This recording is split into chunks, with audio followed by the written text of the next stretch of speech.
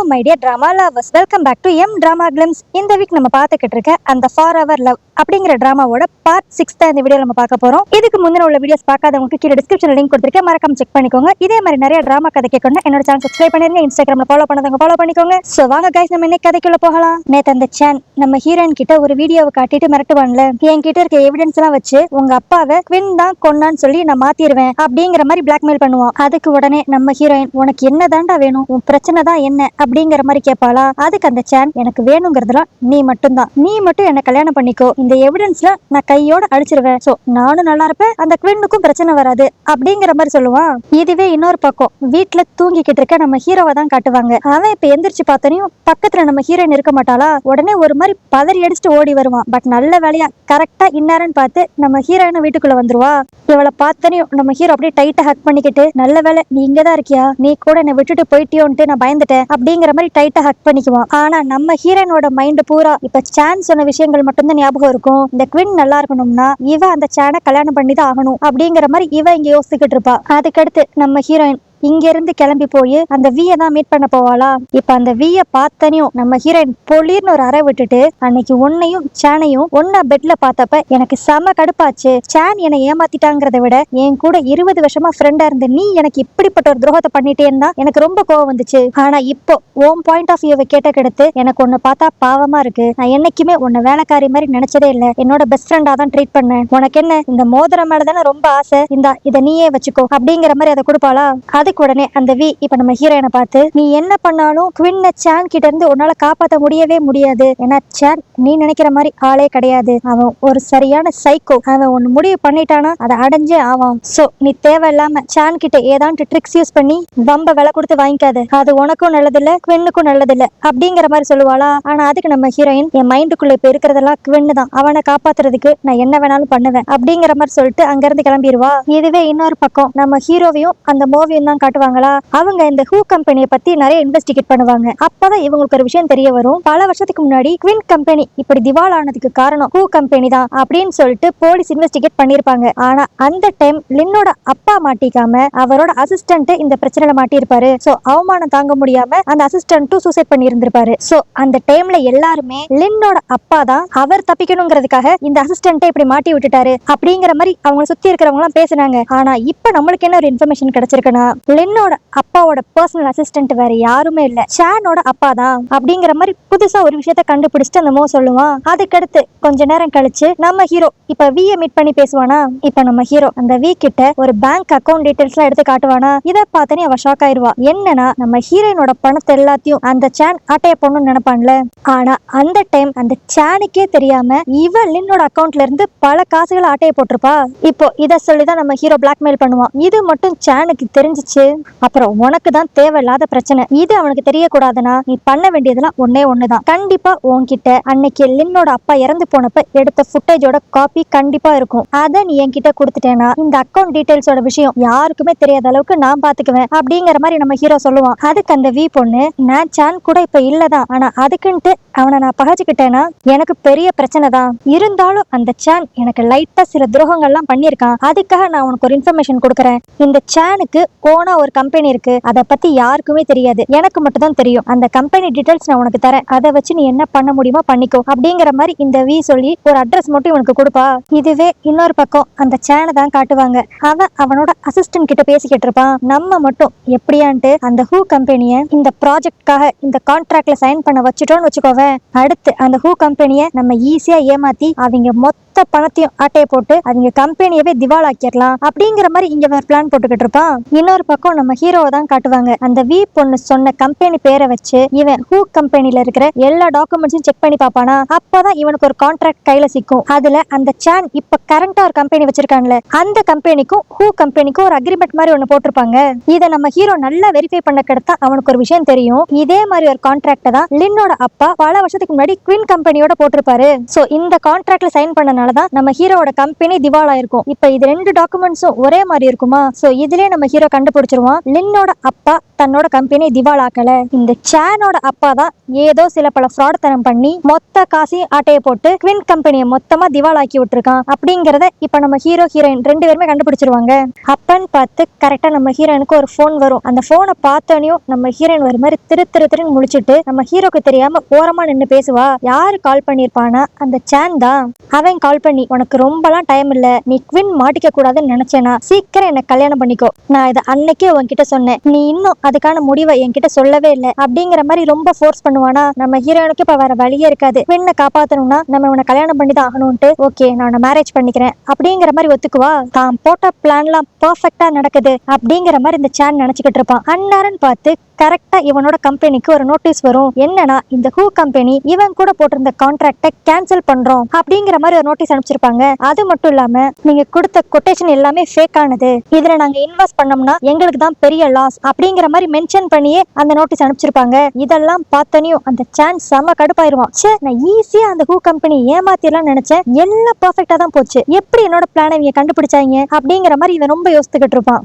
இப்ப அடுத்தபடியே அந்த சான் நம்ம ஹீரோவை தான் மீட் பண்ண போவானா. நீ தானே எனக்கு அந்த நோட்டீஸ் அனுப்பிச்ச, ஏன்னா உன்கிட்ட தான் அதிகமான ஷேர்ஸ் இருக்கு, சோ உன்னால மட்டும்தான் இப்படிப்பட்ட ஒரு டெசிஷன் எடுக்க முடியும் அப்படிங்கிற மாதிரி இந்த சான் கேட்டுக்கிட்டு இருப்பானா. அதுக்கு நம்ம ஹீரோ, இங்க பாரு, நான் உன்னோட பழி வாங்கலப்பா, உன்னோட டாக்குமெண்ட்ஸ் எல்லாமே ஃபேக்கா இருந்துச்சு. அதுவும் மெயினா சொல்ல போனா உங்க அப்பா பல வருஷத்துக்கு முன்னாடி குவின் கம்பெனி கிட்ட என்ன ஒரு தில்லாலங்கடி வேலையை செஞ்சாரோ அதே வேலையை தான் இப்ப நீ ஹூ கம்பெனிக்கு செய்யற, அதனாலதான் ஈஸியா மாட்டிக்கிட்ட அப்படிங்கிற மாதிரி கரெக்டா இவன் பிளான் எல்லாத்தையும் அவன் சொல்லுவான். இதை கேட்டனையும் அந்த சான் ஃபர்ஸ்ட் அப்படியே ஷாக் ஆயிருவான். அதுக்கடுத்து அப்படியே நம்ம ஹீரோ கிட்ட ரொம்ப க்ளோஸா வந்து, என்ன தோக்கடிச்சிட்டோன்னு நினைக்கிறியா? இன்னும் என்கிட்ட ஒரு ட்ரம்ப் கார்டு இருக்குப்பா, அதை மட்டும் நான் யூஸ் பண்ண நீ மொத்தமா மனசொடைஞ்சு போய் சுருண்டு கீழே விழுந்துருவ அப்படிங்கிற மாதிரி சொல்லுவானா. இதுலயே நம்ம ஹீரோ கண்டுபிடிச்சிருவான் இவன் லின்ன பத்தி தான் பேசுறான் அப்படின்ட்டு. சோ உடனே நம்ம ஹீரோ அப்படியே வார்ன் பண்ணுவான், லின்னு கிட்ட மட்டும் நீ ஏதாவது வச்சுக்கிட்ட அப்புறம் நான் என்ன பண்ணுவேன்னு எனக்கே தெரியாது அப்படிங்கிற மாதிரி இவன் மிரட்ட. ஆனா அதெல்லாம் அந்த சான் பெருசாவே எடுத்துக்க மாட்டான். என்ன நடக்குதுன்ட்டு பொறுத்திருந்து பாப்போம்பா அப்படிங்கிற மாதிரி கேஷுவல் அங்க இருந்து கிளம்பிடுவான். இதுவே இன்னொரு பக்கம் அந்த வி பொண்ணை தான் காட்டுவாங்க. அவ லின்னோட அப்பா கடைசியா சாகரப்ப அவ ரூம்ல என்ன நடந்துச்சுங்கிறத ஒரு சீக்ரெட் கேமரால ரெக்கார்ட் ஆயிருக்கும்ல, அந்த மெமரி கார்டை இவன பத்திரமா தான் வச்சிருந்திருப்பா. இப்ப அதை அப்படியே பிளே பண்ணி பாப்பாளா. அந்த வீடியோல லின்னோட அப்பா இந்த சேனை பிடிச்சு ஓன் பண்ணிக்கிட்டு இருப்பான். நீ எவ்வளவு பெரிய ஃப்ராடுன்ட்டு எனக்கு இன்னைக்கு தாண்டா தெரிஞ்சிச்சு. உங்க அப்பா பல வருஷத்துக்கு முன்னாடி என்ன தப்பு பண்ணாரோ அதேதான் இப்ப நீயும் பண்ண ரெடியா இருக்க. இது எதுவுமே நல்லதுக்கே கிடையாது. நான் உனக்கு 5 கோடி கொடுக்குறேன், இந்த வீட்டை விட்டும் என் பொண்ணை விட்டும் நீ விலகி போயிடணும் அப்படிங்கிற மாதிரி லின்னோட அப்பா சொல்லுவாரு. ஆனா இந்த சேனா, என்னோட ஏம் உன்னோட 5 கோடி கிடையாது, உன்னோட மொத்த சொத்துமே, அதை எப்படி அடையணும்ட்டு எனக்கு தெரியும் அப்படிங்கிற மாதிரி பேசிக்கிட்டு டக்குன்ட்டு ஒரு விச ஊசி எடுத்து லின்னோட அப்பா கழுத்திலே குத்திடுவான். அதுக்கு அடுத்துதான் அவங்க அப்பா அப்படியே கீழே விழுந்து துடிச்சு இறந்து போயிருப்பாரு. இதெல்லாம் அந்த வி அப்படியே பார்த்துட்டு அந்த மெமரி கார்டை மட்டும் தனியா எடுத்து வச்சுட்டு யாருக்கோ அவ போன்ல டெக்ஸ்ட் பண்ணிக்கிட்டு இருப்பாளா. அன்னாரன் பார்த்து கரெக்டா அந்த சான் இவ வீட்டுக்கு வந்துருவான். இவனை பார்த்தனையும் அந்த வி பொண்ணு, நீ எதுக்குடா இங்க வந்த, அன்னைக்கு எல்லா பழியும் என் மேல தூக்கி போட்டு காசுக்காக என்னை விட்டுட்டு போனவன் தானே நீ அப்படிங்கிற மாதிரி இவ கோவமா இருப்பாளா. ஆனா இப்ப அப்படியே அந்த சான் இவளை ஹக் பண்ணிக்கிட்டு, பேபி அதெல்லாம் நான் சும்மா சொன்னது, நீ நம்பிட்டியா அப்படிங்கிற மாதிரி சொல்லுவான். ஆனா இந்த வி ரொம்ப உஷாரா, இங்க பாரு, நீ எப்படிப்பட்டவன்ற நல்லாவே தெரியும், நீ எதுக்காக இங்க வந்த, ஸ்ட்ரைட்டா மேட்டருக்கு வா அப்படிங்கிற மாதிரி இவ கேட்பாளா. இப்ப அந்த சான் அப்படியே, நான் உன்னை துரத்தி விட்டுட்டேன்னு தெரிஞ்சோனையும் நீ அந்த குவின்னு கிட்ட போய் ஒட்டிக்கிட்டியா அப்படிங்கிற மாதிரி கேட்பான். நம்ம வியும் ஒண்ணுமே தெரியாத மாதிரி, நீ எதை பத்தி பேசுற, எனக்கு ஒண்ணுமே புரியல அப்படிங்கிற மாதிரி சொல்லுவாளா. அப்பதான் அந்த சான் செம கடுப்பா, இங்க பாரு, எனக்கு ஓனா ஒரு கம்பெனி இருக்குன்னு சொல்லி லின்னுக்கு கூட தெரியாது, அது தெரிஞ்ச ஒரே ஆள் நீ மட்டும் தான். சோ ஓ மூலியமா தான் குவின்னுக்கு அந்த இன்ஃபர்மேஷன் போயிருக்கு. இதுலயே எனக்கு நல்லா தெரியுது நீ எனக்கு துரோகம் பண்ண ஆரம்பிச்சிட்ட அப்படிங்கிற மாதிரி இங்க வந்து இவ்வளவு மிரட்டிக்கிட்டு இருப்பானா. இந்த வி பொண்ணும் நான் ஏதோ அப்படிலாம் பண்ணல அப்படிங்கிற மாதிரி சமாளிக்க ட்ரை பண்ணுவா. அதுக்கு அந்த சான், சரி அந்த டாபிக்கை விடு, இப்போ நான் வரதுக்கு கொஞ்ச நேரத்துக்கு முன்னாடி நீ உன் லேப்டாப்ல என்ன வீடியோ பாத்துக்கிட்டு இருந்த, அதுவான்னு உனக்கு ஞாபகம் இருக்கா அப்படிங்கிற மாதிரி கேட்பான். என்னன்னா இவ அந்த வீடியோவை எக்ஸ்ட்ரா ஒரு காப்பி எடுத்து வச்சிருக்கா அப்படிங்கிற விஷயம் அந்த சானுக்கு தெரிஞ்சிருச்சு. அத பத்தி மெயினா கேட்கறதுக்கு தான் இங்க வந்திருக்கான். இப்ப அப்படியே அந்த வியை அடிச்சு அந்த மெமரி கார்டை கொடு அப்படிங்கிற மாதிரி போட்டு டார்ச்சர் பண்ணுவானா. இந்த வியும் வேற வழியே இல்லாம டக்குன்னு அந்த லேப்டாப் பக்கத்துல அந்த மெமரி கார்டை இவன் கிட்ட கொடுத்துருவா. இவ கொடுத்தது ஒரிஜினலான மெமரி கார்டா அப்படிங்கிற மாதிரி அவன் லேப்டாப்ல போட்டு செக் பண்ணிக்கிட்டு இருப்பானா. அந்த கேப்ல இந்த வி பொண்ணு பக்கத்திலே இருந்த ஒரு ஃப்ளவர் பாட் எடுத்து அவனோட மண்டையிலே ஒரு போடு போட்டுருவா. ஆனா இதெல்லாம் அந்த சேனை எதுவுமே பண்ணாது. அவன் அப்படியே டக்குன்ட்டு அதே ஃப்ளவர் பாட்டை பொடுங்கி இந்த வீய அதே இடத்துலயே ரொம்ப கொடூரமா அடிச்சு கொன்றுவான். இதுவே இன்னொரு பக்கம் பார்த்தா நம்ம ஹீரோயின் இப்ப அப்படியே நம்ம ஹீரோக்கு சரக்கு ஊத்தி கொடுத்துக்கிட்டு இருப்பா. நம்ம 2 பேரும் சேர்ந்து குடிச்சு ரொம்ப நாள் ஆச்சுல, இப்ப நடக்கிற பிரச்சனைனால நம்ம ஒழுங்காவே டைம் ஸ்பெண்ட் பண்ணவே முடியல அப்படிங்கிற மாதிரி பேசிக்கிட்டே நம்ம ஹீரோக்கு ஒரு கிளாஸ் ஒயின் எடுத்து கொடுப்பாளா. நம்ம ஹீரோவும் நீ கவலைப்படாத, நம்ம சீக்கிரமாவே சேனை ஏதான்ட்டு ஒரு வழியில மடக்கி பிடிச்சு அவனை ஜெயில போட்டுடலாம் அப்படிங்கிற மாதிரி அவன் சொல்லிக்கிட்டு இருப்பான். ஆனா அதுக்கு நம்ம ஹீரோயின் அதுக்கெல்லாம் வாய்ப்பே இல்ல, ஏன்னா அவனுக்கு அகேன்ஸ்டா ஒரு எவிடன்ஸும் இல்ல, இப்ப எல்லாமே உனக்கு அகேன்ஸ்டா தான் இருக்கு அப்படிங்கிற மாதிரி பேசிக்கிட்டு இருக்கப்பே நம்ம ஹீரோ பொத்துன்னு பிளாட் ஆயிருவான். என்னன்னா நம்ம ஹீரோயின் தான் அந்த சரக்குல ஏதோ கலந்து கொடுத்துருப்பா போல. நம்ம ஹீரோ முழிச்சிருந்தானா கண்டிப்பா இவ போய் சேனை மீட் பண்ணி கல்யாணம் பண்ணிக்க முடியாது. அதனாலதான் இப்படிப்பட்ட ஒரு வேலையை நம்ம ஹீரோயின் பார்த்து விட்டுறா. நீங்க சீன் கட் பண்ணி அப்படியே அடுத்த நாள் காலையில தான் காட்டுவாங்க. இப்போ நம்ம ஹீரோயின் பெட்ல இருந்து ஒரு மாதிரி தலைவலியோட எந்திரிப்பா. என்னன்னு பார்த்தா இவளோட பிளான்லாம் நம்ம ஹீரோக்கு முன்னாடியே தெரிஞ்சிருச்சு போல.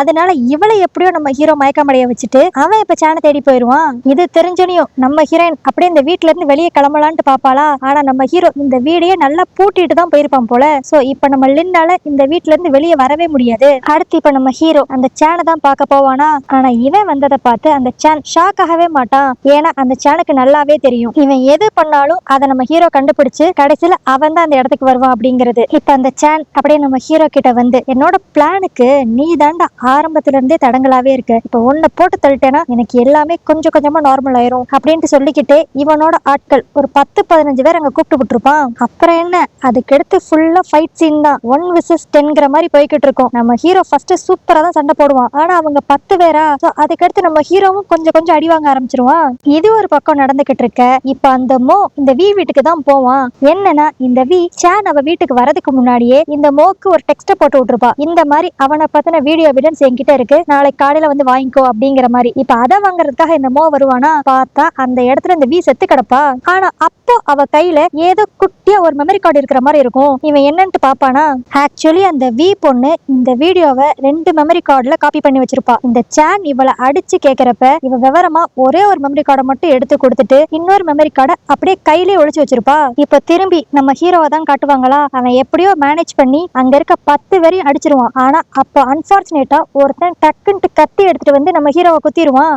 பட் இருந்தாலும் எப்படியோ மேனேஜ் பண்ணி நம்ம ஹீரோ அந்த 10 வரையும் அடிச்சுட்டு அப்படியே கெத்தா நிப்பானா. ஆனா அதுக்கு இப்ப இந்த சேன் இந்த ஆட்டை இன்னும் முடியலடா, நான் பேலன்ஸ் இருக்கேன்ல அப்படிங்கிற மாதிரி சொல்லிக்கிட்டு நம்ம ஹீரோ அடிக்கிறதுக்காக பக்கத்துல வருவான். பட் கரெக்டா இப்ப இந்த இடத்துக்கு நம்ம ஹீரோயின் அப்படியே நம்ம ஹீரோவை நோக்கி ஓடி வருவாளா. இவளை இப்ப இந்த சேன் பிடிச்சுக்கிட்டு நீ கரெக்ட் டைமுக்கு தான் வந்திருக்க அப்படிங்கிற மாதிரி சொல்லிட்டு நம்ம லின்னோட கழுத்துல கத்திய வச்சிருவான். இத பார்த்தனையும் நம்ம ஹீரோக்கு செமையா கடுப்பாகும். இவனை போய் அப்படியே அடிக்கலாம் போலதான் தோணும். ஆனா இப்ப நம்ம ஹீரோ கிட்ட சுத்தமா எனர்ஜியே இருக்காது.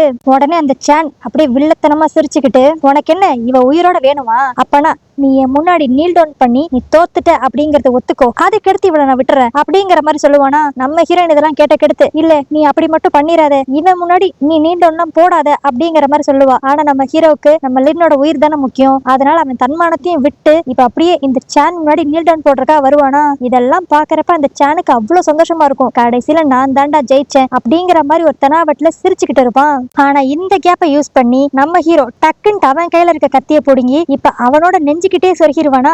அவ்வளவுதான். இப்ப அப்படியே கொஞ்ச நேரத்திலேயே அந்த சேன் ஒரு மாதிரி நில குழஞ்சு தடுமாற ஆரம்பிச்சிருவான். நம்ம ஹீரோ இப்ப அப்படியே அவன் கிட்ட போய் கவலைப்படாத, நீ ஒண்ணு செத்துற மாட்ட, ஏன்னா உன்னை கொலை பண்ணிட்டு நான் ஜெயிலுக்கு போக ரெடியா இல்ல, இப்போதைக்கு நீ மயங்கி மட்டும்தான் விழுவ, மித்ததெல்லாம் போலீஸ் பாத்துக்கும் அப்படிங்கிற மாதிரி இவன் சொல்லிக்கிட்டு இருக்க டைம்லயே அந்த சேன் அப்படியே கீழே விழுந்துருவான். ஆனா அதுக்கடுத்து கொஞ்ச நேரத்துல நம்ம ஹீரோவும் ஒரு மாதிரி நிலத்தடு மாதிரி கீழே விழுந்துருவான். ஏன்னா அவனுக்குமே நிறைய அடிபட்டிருக்கு, கத்தி குத்தலாம் வாங்கியிருக்கான்ல, அதனால அவனுமே ரொம்ப வீக்கா தான் இருப்பான். இதெல்லாம் பார்த்தனையும் நம்ம ஹீரோயின் இப்ப அப்படியே வேகமா ஓடி போய் நம்ம ஹீரோவை அவ மடியில படுக்க வச்சுட்டு கவலைப்படாத குவீன், இப்ப கொஞ்ச நேரத்துல ஆம்புலன்ஸ் வந்துரும், நீ நல்லா தான் இருக்க, உனக்கு ஒண்ணு ஆகாது அப்படிங்கிற மாதிரி சொல்லிக்கிட்டு இருப்பாளா. அப்ப நம்ம ஹீரோ நான் கடைசியில ஆசைப்பட்ட மாதிரியே உன்னை எப்படியோ எல்லா பிரச்சனையில இருந்து காப்பாத்திட்டேன், இனி எனக்கு இந்த நிம்மதியே போதும் அப்படிங்கிற மாதிரி சொல்லிக்கிட்டு இருக்கப்பயே கண்ணை மூடி ரொம்ப வீக்காய் அவ மடியிலே விழுந்துருவான். அதுக்கடுத்து இவனை பார்த்து நம்ம ஹீரோயின் அப்படியே கதறி கதறி அழுவா. என்னடா இது பொசுக்குன்ட்டு ஹீரோவை கொன்னுட்டீங்களா அப்படிங்கிற மாதிரிதான் இருக்கும். ஆனா அதை எப்படி நம்ம ஹீரோ அவ்வளவு சீக்கிரத்துல சாவான். இப்ப அப்படியே கொஞ்ச நாள் கழிச்சு தான் காட்டுவாங்க. நம்ம ஹீரோ எப்பயும் போல ரொம்ப ஸ்ட்ராங்கா ஹெல்தியா ஹேண்ட்ஸமா